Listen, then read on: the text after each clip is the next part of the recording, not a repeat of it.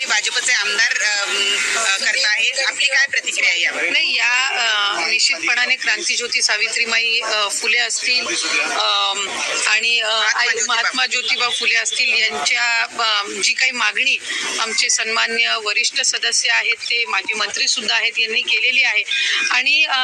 जे योगदान त्यांचं समाजासाठी अनेक वर्षांपूर्वीचं आहे त्याचे पडसाद आजही आपल्याला त्या ठिकाणी पाहायला मिळतात आणि कुठे ना कुठेतरी मुलींच्या शिक्षणाप्रती असेल किंवा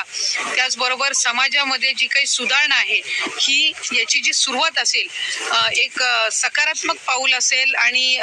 त्यावेळेला संघर्ष करून त्यांनी मुलींच्या शिक्षणासाठी दिलेलं जे योगदान असेल हे आमच्या सर्वांच्या आणि आपल्या सर्वांच्याच आयुष्यामध्ये अमूल्य आहे आणि त्यांच्यासाठी ही मागणी त्या ठिकाणी त्यांना भारतरत्न मिळावं ही केलेली आहे आणि निश्चितपणाने ही स्वागतार्हच आहे. मला खात्री आहे की केंद्र सरकार, देशाचे लोकप्रिय पंतप्रधान नरेंद्र मोदी साहेब याची योग्य ती या मागणीची दखल घेऊन एक आम्हाला सकारात्मक त्यांच्याकडून त्याचे एक उत्तर ऐकायला मिळेल अशीच मी